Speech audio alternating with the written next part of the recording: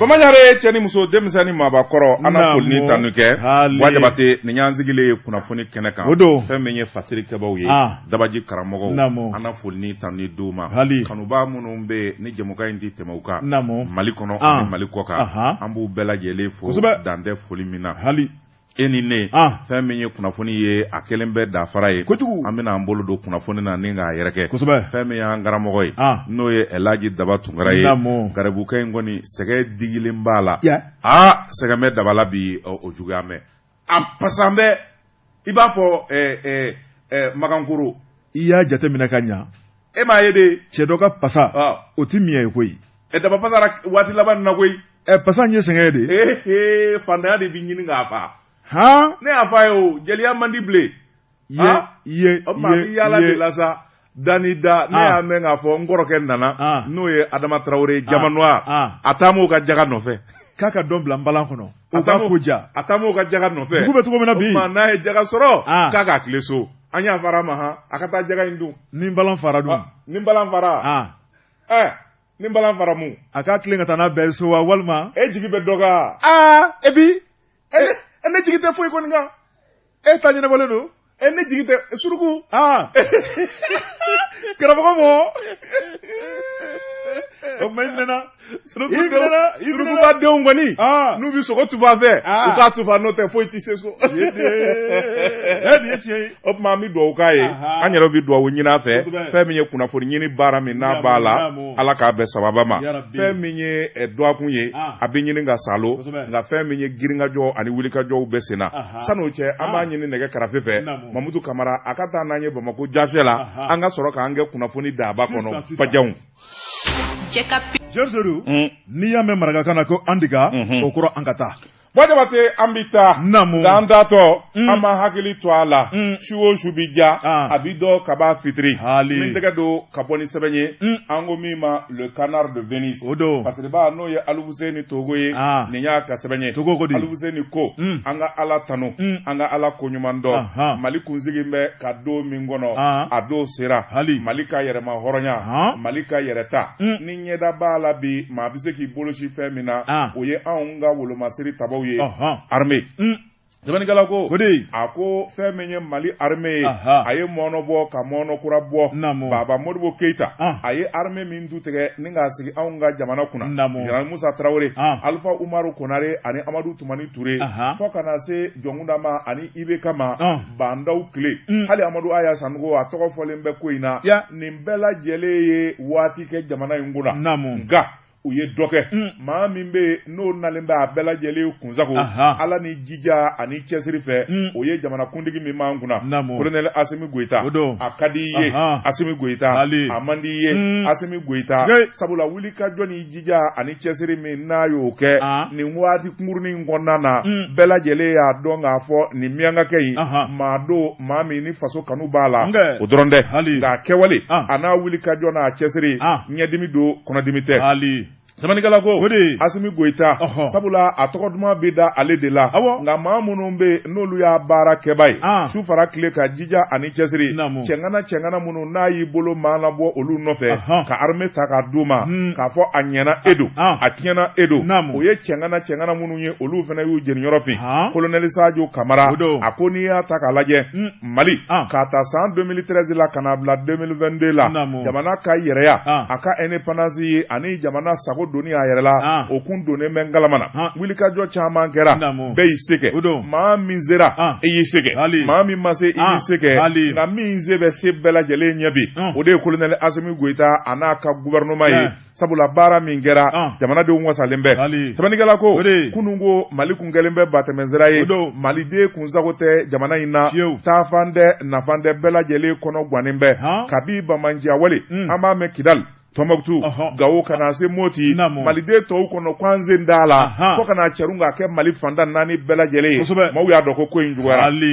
Zamanikala ko a ko bi bamanju ani kojugukɛlaw tasuma dalen b'u tɛgɛ u ma ban dɛ nka fɛn min ye wuli ka jɔ ni cɛsiri min kɛlen bɛ armée fɛ i b'a ye k'a fɔ se bɛ ka sɔrɔ Zamanikala ko ɲinan 22 septembre n'o ye armée a ka san 62 tali o seli a ko fɛn min ye seli ye a kun kan ka kɛ dɛrɛ wa a kun kan ka kɛ ni wasa ni bonya ni makama min ye o yera la sabula bi de maliden bɛ se k'i disi gosi n'a ka armée ye anw bɛ se ka nisɔndiya sabula baara min kɛra kolonɛliw fɛ an ka jamana kɔnɔ fɛn min ye jamanaden ye u ŋunanfara hali ka dan nin dɔrɔn ma Mali kun mago bɛ nin de la sabula ni hakili b'a la san 2013 jamanadenw bɔra ka IBK ta kɛmɛ sirala 77 maliden bɛɛ ko IBK la solution a fura de bɛ IBK bolo Zamanikala ko a ko donnama kama malidenw k'u jigi tɛ sirako kan u jigi tɛ baarako kan u jigi tɛ wariko kan u ko de ka Mali armée dilan lakana ka se ka sabati IBK dɛsɛra baara min na dɛ Asimi Goïta n'a ka cɛdenw san kelen dama u y'o sigi kangarangaki maaw tɛ kelen ye k'i di min ye maaw tɛ kelen ye Zamanikala ko a ko n'i y'a ta k'a lajɛ Mali ka di bi lakana sira fɛ hali n'a y'a sɔrɔ ko wɛrɛw bɛ yen minnu n'olu ma ɲɛnabɔ hali n'a y'a sɔrɔ lakana sira fɛ ko bɛɛ lajɛlen fura ma sɔrɔ nka fɛn min ye Mali armée k'a kɛ jugu sago ye fɛn min ye juguw ye u b'anw ka armée siyɛni minɛ a ko fɛn min ye armée ye don o don repli stratégique don o don ka in jira yan fɛ don o don fɛn min ye den ye o bɛ don o don drapeau bi suli don o don drapeau bi da kɛsu sanfɛ maliden dusu kasira firiyabaatɔw kun jayara jamana in kɔnɔ Zamanikala ko colonel Asimi Goïta hali n'a ma ban sa an tulo bi fama o ma o sababuya kɛ armée ye kɛlɛbolo min da n'i y'a mɛn offensive o de ye n tinsigi bilen ka jugu kɔnɔ n bɛ wuli ka t'u ɲini f'u dagayɔrɔ la armée yɛrɛ kɔni a bɛ yaala de la bi ni jugu kofɔraw ye o yɔrɔnin bɛɛ n'u ye kɔlɔsiw kɛ fɛn min ye tasuma ye mugu ni kisɛ marteau sɛmɛngolo a bɛɛ lajɛlen ni min kɔni jɔgina k'o kirikara u b'o tɔ lase ni k'o Zamanikala ko ni minnu ɲɛnama sɔrɔla u b'o ɲɛnama mina ni k'o kɛ soma sama ye a ko an bɛ don min na ko bi ni armée cɛŋana minnu y'a kɛ Asimi Goïta ka tɔgɔ duman d'a ma colonel Sadio Kamara a kelen tɛ maa wɛrɛ b'a kɛrɛfɛ Dawudu Ali Muhamedin cɛŋana fɛnɛ don nka kɛlɛ yɛrɛ tigi ye maa min ye o de ye général de division Umaru Jara ye Umaru Jara cɛŋana don a ko a kalikan don nin da ye janvier la wa a ko kalo 6 a b'o di malidenw ma kɛlɛ bi ban mois de juin a ko ten a dabara Baru kolontigi général de division Umaru Jara chef d'état major général a ka ko janya de l'armée a ka kuma de man ca a y'a ti kuma a ka baara ka ca n'a ka kuma ye wa a ye ko tan a ɲɛ kumunen don a bɛ fɔ o de ma la sérénité o tɛ juguya ye o ayi a bɛ baara min na dɛ f'a k'o de kɛ voilà sike Zamanikala ko a ko fɛn min ye général de division Umaru Jara a y'a fɔ samɛ min ni finitigiw b'a kɛ jamanakuntigi la a ko président i y'i se kɛ a tɔ bɛ anw de bolo Mali armée ka cɛden kelen-kelen bɛɛ lajɛlen labɛnnen don kalo 6 an b'o d'i ma i b'an wele an bɛ bilan kɛ n'a wolola min na malidenw b'a ye télévision na ORTM na Ala k'o kɛ armée jara sa an kɔrɔtɔlen don anw doguma de sera armée la bilen walayi Emiya Konguru do jumɛn don dɛ ou bien Ezo e ko teni bɛ e kɔnɔfuru bɛ se ka teni mun minɛ de n'i taara Emiya la kalo kelen kɔnɔfuru bɛ ci n'u y'i bila sport intense an ka e to kuma in na yan n'o tɛ mangoro wora ala n'o tɛ n'i ye Sukoyi nin kelen di ne ma sisan mangoro wora mangoro wora ayi dɛ n'a fɔra k'e ka 100 mètres boli sisan n'a sɔrɔ i ye tigɛdɛgɛna dun walahi an bɛ tigɛdɛgɛna ye dugu ma sisan i b'a bɛɛ fɔnɔ natigi de bɛ yaala nkɔ i b'a bɛɛ fɔnɔ n'i ye hamburger dun n'i ye sogo dun i b'a bɛɛ fɔnɔ sisan e t'a ɲɛdɔn sa 100 mètres dɔrɔn minnu bɛ pan la sanfɛ Sukoyi wa Sukoyi de ne ka ɲi o kelen kɔnɔ o i b'o kelen di ne ma sisan ka butɔnw jira n na ala i bɛ mun kɛ i b'a suru quoi ma suru kan de cɔcɔ sa bɛ na cogo min a t'i fin dɛ n b'a suru kan de reconnaissance t'a la o an mago b'o de la o ne mago tɛ reconnaissance la o an mago b'o la dɛ a fɔ ko terroriste bɛ nin marabolo in na min ye n bɛɛ kɛ tasuma ye k'a bɛɛ sisi a bɛɛ bagan wo mɔgɔ wo a bɛɛ bɛ sisi han Mali n'an tilara on fait les décomptes Abina jawo abija sɛbɛnnikɛla ko a ko Mali armée bɛna ja sabula fɛn min ye malidenw ye u ye fɛn min ɲini a sɔrɔla wa fɛn min ye finitigiw ye u ko a ma daminɛ ban sabula u bolo maana bɔlen bɛ yɔrɔ min kama bamanjiw u tɔtolen bɛ u bɛ k'u yɛrɛ ɲini fɛn min ye mini u b'o don ka boli wala n'u ye maa kelen maa fila ye armée maa do u bɛ taa bi olu kan wala n'u ye ozofɛrɛw sigilen wala u ye sapeur pompiers sigilen wala polisiw marifa t'olu bolo u bɛ taa bi olu kan e ka lajɛ fasa ni kɔrɔ a y'aw yɛrɛ yira n na aw ma tɛmɛ kan militaires la ni dogodogoni bɔra la face à face o tɛ kan militaires fana wa a bɛ ban bi bɛɛ face à face aw b'aw tugu aw tɛ Mali armée ka base fana wa n'aw tɛ taa ye tugubanciya don sɛbɛnnikɛla ko fɛn min ye poste de sécurité ye gendarme kelen gendarme fila wala fɛn min ye péage ye u bɛ taa bi olu de kan sɛbɛnnikɛla ko a faamuna sabula maga tɛ se ka kɛ armée la tuguni n'i ma to a ko an bɛ don min na ko bi Mali armée Assimi Goïta ka armée colonel Sadio ka armée armée dumanba wa malidenw bolo maana bɔlen bɛ cɛŋana minnu bɛ yen n'u bɛ wuli kajɔ la n'olu ye kɛlɛ kɛ kununko i b'a fɔ Didier Dako colonel major Abbas Dambele a n'a nɔnaw nin bɛɛ lajɛlen fari fonnen bɛ bi wa malidenw wasalen don ni nin bɛɛ lajɛlen kunnafoni filɛ nin ye an ye min zalo ka bɔ le canard de Venise kɔnɔ a ka bi bɔli la Joseph ne bɛ tigɛ don joona l'indicateur de renouveau sɛbɛnnikɛla tɔgɔ ye Yakuba Dumbuya Seydou a ko min ye semaine de la justice ye Seydou min ye nin hakilina galigale a taara an ka jamana in kɔnɔ Ala ni min ye Mamadu Kasoge Seydou ale de ye ministre an bɛ don min na ko bi min ka baara ɲɛsinnen bɛ an ka kiriko ma Seydou adamadenya hakɛyaw tɔbɔtɔli a ko min ye Mamadu Kasoge Seydou a ye dɔgɔkun kelen sigi jango ka jateminɛ kɛ maa minnu da bɛ kiriko la kiri a baara tun bɛ k'a di maa minnu ma malidenw sigilen bɛ ka jateminɛ minnu kɛ min ye tigɛ wɔrɔ ɲɔgɔn ko fara ka ca Seydou tiɲɛ ka fɔ ɲɔgɔn ye baara ka kɛ jamana yɛrɛ mago bɛ hakilina min na o ka se ka boloda sɛbɛnnikɛla ko a ko Mamadu Kasoge ale yɛrɛ ka cakɛyɔrɔ la min ye lajɛsoba kɔnɔna ye Seydou tarata tɛmɛnen n'o bɛnna ni janvier kalo tile 24 a ye wele bila procureur généraux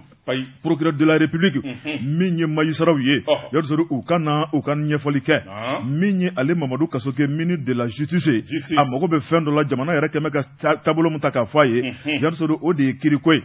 a ko n'i ye Mali lajɛ Mali kiriko a bɛ bɛɛ lajɛlen da kɔnɔ Seydou min ye kiri ye a tɛ ka tigɛ a tigɛcogo la min ye kiri ye dɔw de bɛ ka kasi ka sɔrɔ ni kasi man kan dɔw sigilen bɛ k'u ka jaabi ma kɔnɔ Seydou a ko k'an bɛ jamana jumɛn kɔnɔ sɛbɛnnikɛla ko a ko min ye impunité n'o ye hakɛ ye o ma caya jamana o jamana kɔnɔ Seydou o jamana ka ɲɛta sabatili bɛ gɛlɛya ko jɔnni ye nin fɔ baa ye Mamadu Kasoge ministre yɛrɛ de nin fɔ ministre de nin fɔ fɔta Mamadu Kasoge kɔni a ko hakɛ Seydou hakɛ kɔni o tɛ fɛn ɲuman ye Seydou min ye maa min bɛ sariya baara la wo i tɛ sariya baara ni hakɛ fɔra i ye Seydou a bɛ maanifin dusukun kami a ko mana caya jamana o jamana kɔnɔ o jamana ka ɲɛta sabatili bɛ gɛlɛya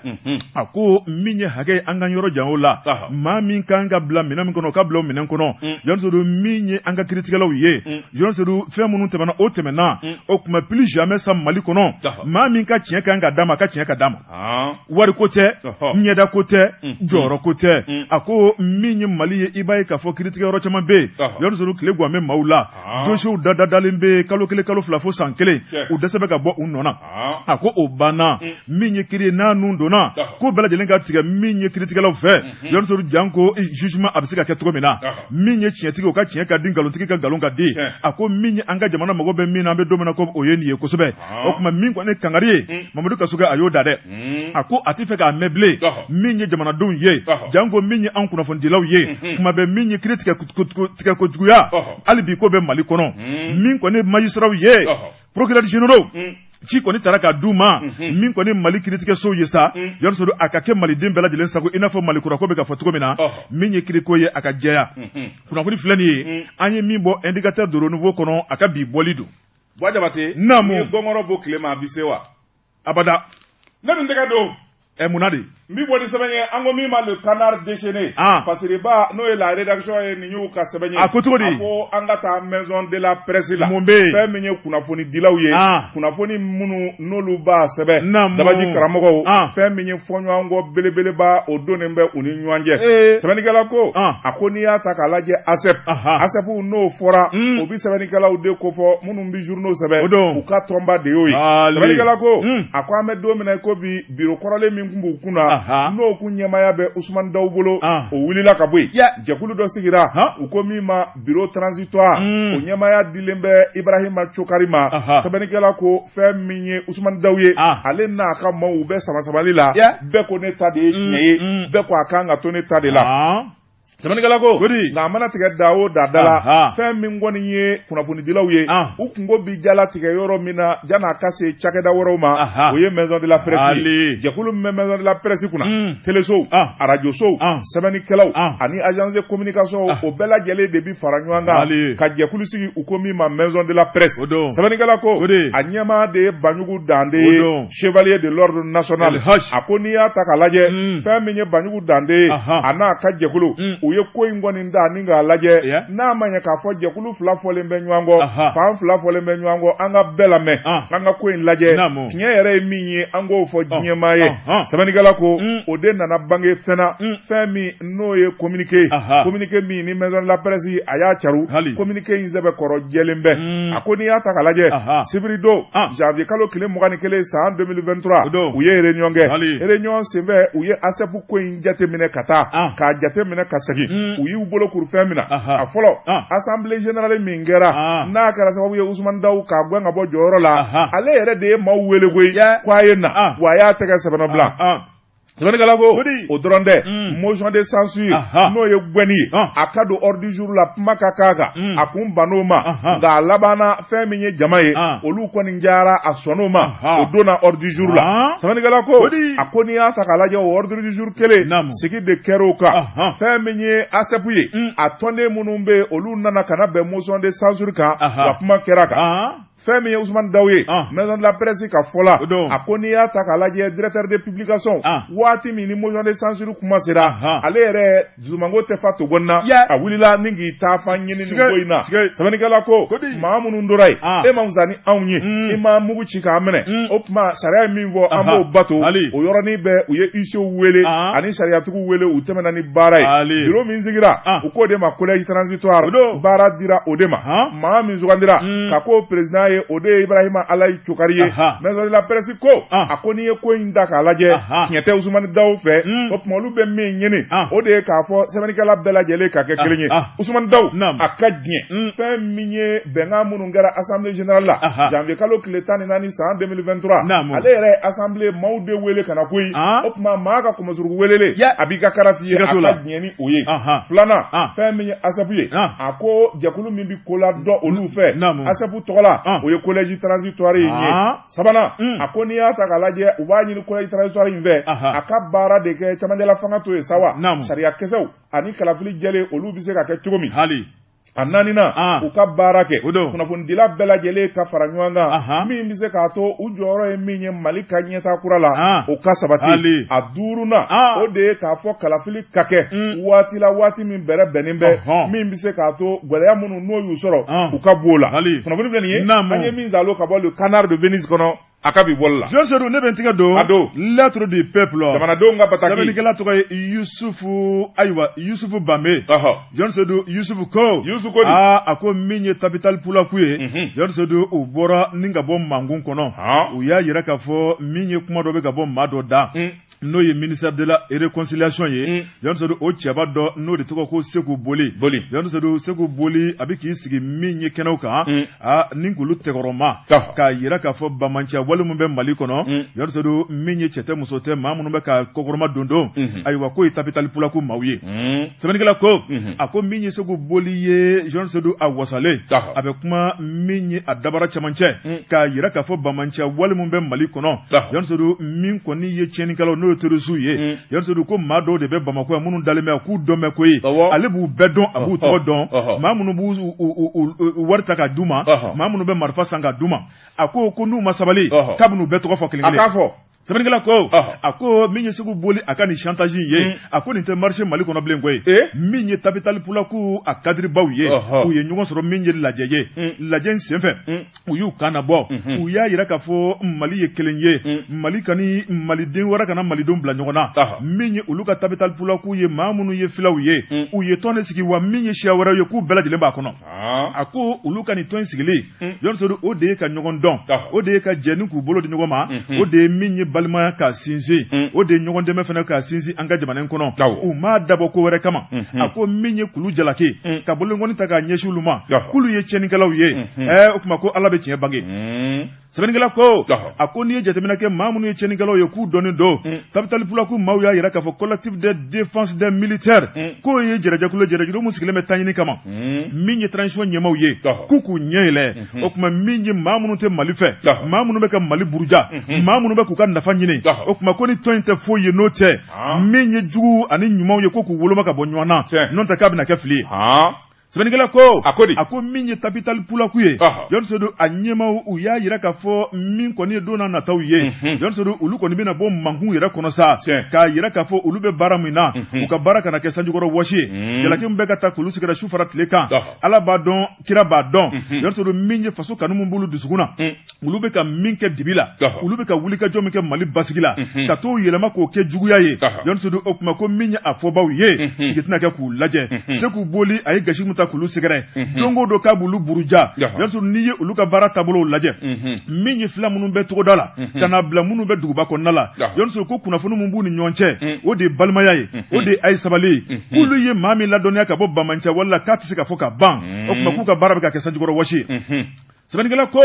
a ko n'i ye ko taabolo lajɛ min ye Tabital Pulaku a ɲɛmaw ye ni k'olu jalaki k'olu kɛ fasodenjugu ye k'olu kɛ terrorisiw ye Yɔrisodo ko min ye kuma fɔba ye n'o ye Segu Boli ye k'a ye fɛnba fɔ dɛ min ye jamana ɲɛmaw ye Yɔrisodo k'u n'u sigi ka nin lajɛ wa i ɲɛ ma fɛn min ye i ma fɛn min mɛn ni ka bisigi kɛ k'a ɲɛsin maa ma maa min ye fasoden baara ye maa min bɛ ka baara k'a kɛ jamana ye maa min bɛ k'a kɛ jamana lakana Yɔrisodo ni k'o ta k'o buruja k'o lafu ko jamana kan ka sariya baara kɛ sɛbɛnnikɛla ko a ko n'i y'an ka jamana yɛrɛ taabolo lajɛ bi Yɔrisodo bɛɛ kɛmɛ kumatigi ye bɛɛ kɛmɛ sariyatigi ye Yɔrisodo min ye réseaux sociaux ye ni ka kuma ta ka maaw buruja jamana b'i sigi k'o lajɛ a bara ta k'u bɛ jamana ɲɛmaaw fo wulikajɔ kɛra waati tɛmɛnenw la min ye kumaba fɔlaw ye burujakɛlaw ye min ye nɛnnikɛlaw ye Yɔrisodo ko jamana y'i jɔ a jɔyɔrɔ la o waatiw tɛmɛnen o tuma k'u bolo bɛ fɛ ka jigin n'a ye min ye Segu Boli ye ale bɛ ministère de la réconciliation na ka tila ka ni jalaki ta k'olu sɛgɛrɛ ko jamana bɛ mun ne ma kɔnɔ ka Segu Boli lajɛ nin kumaba fɔ la n'a ma minɛ k'a bila sariya tigilamɔgɔw ka bolo kan ko sabu kuma min bɛ ka bɔ a da kɔnɔ Yɔrisodo k'a bɛɛ ye nkalon ye k'a tiɲɛ namara ni ka malidenw bila ɲɔgɔn na ni ka tila ka dɔ fara kɛlɛ kan an ka jamana in kɔnɔ n'o tɛ k'olu ka tɔn a sigira basigi de kɔnɔna la kunnafoni filɛ nin ye an ye min bɔ lettre du peuple kɔnɔ a ka bi bɔli don Jabate n donna maa ta maa min ma don o de ɲɔgɔn dɛ o ye tiɲɛ ye an ka taa dɛgɛ min o bɛ bɛn dɔnkilidala Mali ka di wa Mali bɛ ja kojugu Jabate n bala cogo bɛ di Yɔrisodo ne bɛ n tigɛ don joona le démocrate sɛbɛnnikɛla a tɔgɔ ye ko Lasini Sanu ko Yɔrisodo a ko min ye sanuko kɛlɛ ye o kɛmɛ ka badenma dugu fila bila ɲɔgɔn na n'o ye Tombola ale ni Dagan sɛbɛnnikɛla yira k'a fɔ min ye sanu yele ni dugu fila ni ɲɔgɔn cɛ Yɔrisodo a wulikajɔ barika bonyara min ye marifaw ka taa bila bese balimamaw y'o ta ɲɔgɔn kama nka ala nana n'a ka na ye min ye kɛlɛ kɔni a dugara ka b'u ni ɲɔgɔn cɛ ala ni kangaba ale préfet n'o ye Aliju Baɲa sɛbɛnnikɛla ko a ko maakɔrɔba ale de bɛ fɛn finman jeninen dɔn a ko min ye sanuko kɛlɛdennin tɛ sabu n'i ye diɲɛ kɛlɛbaw lajɛ nafolo ko ale b'a camancɛ la a ko min ye sanu ye Yɔrisodo i b'a ye k'a fɔ n'o ye bolola sanubɔ ye dugu fila kɛmɛ ka firi yɔrɔ kan bɛɛ lajɛlen y'a yira k'a fɔ k'olu fa tiɲɛ don o tuma an t'a bila ɲɔgɔn ye an b'a sama fo finibɔ fo nɛrɛbɔ Yɔrisodo min ye ninbɔ yɛrɛ o yera ko la koyi sabu fɔɲɔgɔnkɔ barika bonyalen min ye ni dugu fila ye n'o ye Dagan ale ni Tombola Yɔrisodo min kɔni dugudenw ye marifa kɔni ta ni ka ɲɔgɔn fa i b'a fɔ ko kɛlɛ kɛnɛ sɛbɛnnikɛla ko a ko min kɔni nin bɔra ko la o tɛ ko ni ncini ye kangaba préfet ale kɔni y'i sigi ka jateminɛ kɛ k'a kɔ min ye maafa ɲɛ a ye mission min wuli ka taa fɔɲɔgɔnkɔ duga ka b'u ni ɲɔgɔn cɛ a ko a dagosi ka bon a ko min kɔni a yɛrɛ kun wari dɛ Yɔrisodo a bɛ nafolo bɔ a kun ni k'a di maaw ma ka taji kɛ mobili kɔnɔ u ka taa kuma balimamaw ni ɲɔgɔn cɛ Yɔrisodo min ye kuma ye a ma mago ɲa a nana sigi k'a miiri n'a dun ma k'a fɔ kɛlɛ bɛ ka kɛ yɔrɔ min nɔfɛ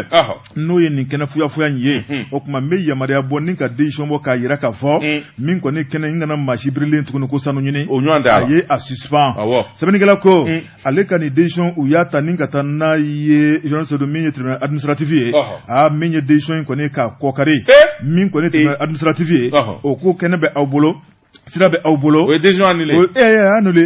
a y'a annulé sɛbɛnnikɛla ko journaliste do min ye tribunal administratif Bamako yan o ye préfet ka décision annulé k'a yira k'a fɔ dugu fila in ayiwa sira bɛ aw bolo a y'a ka sanu bɔ min ye préfet ye ale ma timinangoya journaliste do a y'a yira k'a fɔ jamana ɲɛmaaw ye danaya mun ta ka d'ale kan o de ye dugu a bɛ se ka sigi cogo min na ka ɲa min ye dugudenw bɛ se k'u ka hakilinaw sɔrɔ ka ɲa min ye basigi bɛ se ka sabati kangaba marabolo kɔnɔ a ko o ale timinangoya a y'a yira k'a fɔ hali bi a na wulikajɔ kɛ wulikajɔ kura min n'a y'o nun don o de ye tuguni a ye sabali a ye bɛnko la a ye sabali a y'aw tigɛ di ɲɔgɔn ma ɛlɛ ni min kɔni kɛlɛ o man y'aw ni ɲɔgɔn cɛ n'aw ye ɲɔgɔn fa aw ye balimamaw de ye o kuma a b'aw ka dugu ka nafasɔrɔ siraw ɲɔngiri o kuma a y'a lajɛ sa a ka bɛnko la min kɔni ye kɛlɛ kɔni n'o ye sanuko kɛlɛ ye o kana se ka kɛ sababu ye ni k'aw ka dugu kɛ tomo ye min ye préfet n'o ye kangaba préfet a ye tigɛ di ɲɔgɔn ma nun don tuguni yɔrɔ do a tɛ timinangoya a bɛ taa a bɛ na a ko min kɔni ye a ka baara ye sa a ye nɔbɔ sabu n'i y'a lajɛ conseil district de kangaba o ɲɛmaaba yɛrɛ n'o ye Bakari Keyita ye président ko ko tiɲɛ yɛrɛ la ko préfet kan ka fo président ko ale tɛ préfet ka jeliba ye ka journaliste n'i y'a lajɛ préfet ye baara min kɛ nin taa ni ka segin kɔnɔ préfet ye nafolo mun bɔ ka don fɔɲɔgɔnkɔ ye a bɛ se ka duga cogo min na a ko tiɲɛ yɛrɛ la ko maa don jamana ɲɛmaaw kan ka bonya min ta ka maa sɛgɛrɛ o kuma min ye dugudenw yɛrɛ ye u kan ka bonyamasegin ta k'a sɛgɛrɛ ko ale yɛrɛ bɛ kɛ seere ye min ale ye conseil district de kangaba ale y'o président ye o kuma ko préfet ye min ta ka ni dugu fila sɛgɛrɛ tiɲɛ yɛrɛ la k'a y'a ka ɲɛmaaya baara kɛ o kuma min ye ni dugu fila ye yɔrɔ kɛlɛ kɔni dugura ka bɔ ni ɲɔgɔn cɛ u y'u tigɛ di ɲɔgɔn ma ni ka yafa ɲini kɛ yɔrɔ k'a yira k'a fɔ plus jamais sa u ni ɲɔgɔn cɛ min kɔni fo ka taa bilali ka buru fiyɛ sa olu kɔni tɛna marifa ta ɲɔgɔn kama bilen ko sanuko kɛlɛ dan b'a yɛrɛ ye o kuma ko nafolo ko dan b'a yɛrɛ ye o kuma min ye basigi ye min kɔni ye bonya ye karama o kɔni o domaine dugu fila ni ɲɔgɔn cɛ ala ni Alaji Banya n'o ye kangaba préfet ye Alaji Banya ale ka hakilina ɲuman Aliji Banya Aliji Banya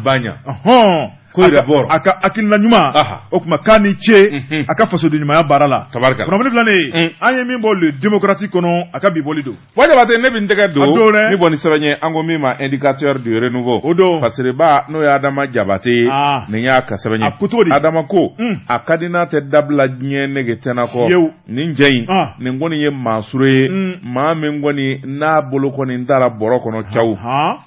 sɛbɛnnikɛla ko a ko Sirakɔrɔ Megetana polisi so commissaire divisionnaire Fancɛnɛ Kulubali a n'a ka cɛdenw o ye wulikajɔ kɛ nin kojugukɛlaba ye ni ka tɛgɛ d'a kan ŋami sɛbɛnnikɛla ko a ko cɛ min minɛna Dunando sɛbɛn dɔ b'a bolo a kɛlen bɛ ka sɛbɛn in kan a kɛlen bɛ k'i yɛrɛ kɛ i b'a fɔ Sudan o général dɔ don ale n'an bɛ ci la Mali de kɔnɔ yan sɛbɛnnikɛla ko a ko maa min yɛrɛ ni bɔyɔrɔ kelen ma sɔrɔ a la sabula n'i y'a ka sɛbɛnw lajɛ jamana saba fɔ jamana naani o bɛɛ lajɛlen nationalité de b'a kelen bolo a bɛɛ carte d'identité b'a bolo sɛbɛnnikɛla ko a kun dagalen bɛ yɔrɔ min o de ye Sirakɔrɔ Megetana yɔrɔ min bɛ yen n'o ye cité BMS ye sɛbɛnnikɛla ko siga nana k'a la mun na sabula so belebeleba dɔ bɛ yen a nan'o ta loyer la a b'o sara kalo o kalo 60,000 villa don sɛbɛnnikɛla ko villa in kɔnɔ ɲuman ti kɛ denmisɛnninw san 8 san 12 jan ko npogotigininw a bɛ sin k'olu nɛgɛn de ye ka warimisɛnnin d'u bolo a bɛ taa n'u ye so kɔnɔ a jogo man ɲi sɛbɛnnikɛla ko sɔmi nana k'a la k'o sababuya kɛ npogotiginin dɔ bɛ san 8 a kɔni taara n'o ye ni ko lajaba hakili b'a tɔ faamu sɛbɛnnikɛla ko fɛn min ye somɔgɔw kɔni ye olu nana sɔmi u den na u nana ka na ɲininkali busamisɛn gun a la npogotiginin kumana sɛbɛnnikɛla ko denmisɛnnin in kumalen a kɛlen ka ɲɛfɔli kɛ fɛn min kɔni ye finitigilakaw ye o yɔrɔnin bɛɛ lajɛlen u ye fɛn min ye kibaruya ye u taar'o da olu tulo kan commissaire divisionnaire Flancɛmɛ Kulubali Fancɛmɛ Kulubali a n'a ka cɛdenw kibaruya dar'u tulo kan o yɔrɔnin bɛɛ u nana ka na fɛn min ye dosokɔrɔ in u nana ka na bɛlɛnni daminɛ u b'a ɲɔwari k'a ɲɔwari i b'a fɔ donso dunan don dɔ u sina ka bin u ka jan kɔnɔ ten u nana ka na tɛgɛ k'a la karaw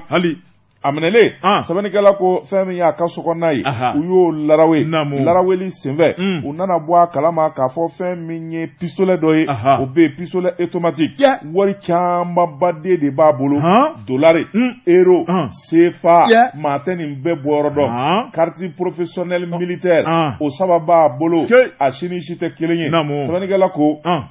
fɛn min ye commissariat ye sa polisiw kɔni olu kɔni y'a salo ni ka taa n'a ye n'a ɲininkana waati dɔw la a b'a fɔ ale ye maliden ye waati dɔw la a b'a fɔ sudanga don waati dɔw la a ti jamana kelen fɔ sɛbɛnnikɛla ko a ko k'ale kun ye colonel de ye polisi la Sudan a ko waati dɔw la fɛnɛ k'ale ye maliden ye k'a bɛ bɔ Nyoro du Sahel sɛbɛnnikɛla ko fɛn min ye sɛgɛsɛgɛlikɛlaw kɔni ye olu y'a jira k'a fɔ maa si kɔni kun tɛ nin cɛ in dɔn fɛn min ye ɲininkaliw bɛɛ lajɛlen kɛlen a tɔ de ye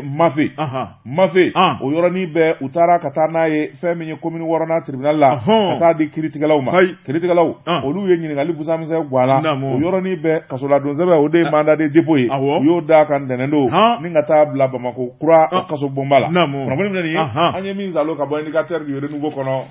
a ka bi bɔli la Nouvel Horizon ɲɛdankura Seydou sɛbɛnnikɛla tɔgɔ ye Alpha Seso Alpha Seso ko a ko an ka taa Sanka commune la Seydou min ye Malikura ko kuma bɛ ka fɔ jɔn de bɛ fɛ ni ka gɛlɛya don colonel Ashimi Goïta ale ka hakilina ɲuman na Seydou n'i ye jateminɛ kɛ min ye kɔngɔ ye o bin bɛ dugu minnu kan jamana yɛrɛ kɛmɛ ka wuli ka jɔ kɛ n'o ye dɛmɛ ni dɛmɛ ye ni ka balo ta ni ka taa di maaw ma sabu maa caman de sigilen bɛ u ka samiya ma ɲa walima bamanciw kɛmɛ ka taa du u ka samiya la fɛnw na sɛbɛnnikɛla ko a ko n'i ye jateminɛ kɛ min ye Sanka commune ye Seydou dugu caman de bɛ olu sigilen bɛ ni ka dɛmɛ ma kɔnɔ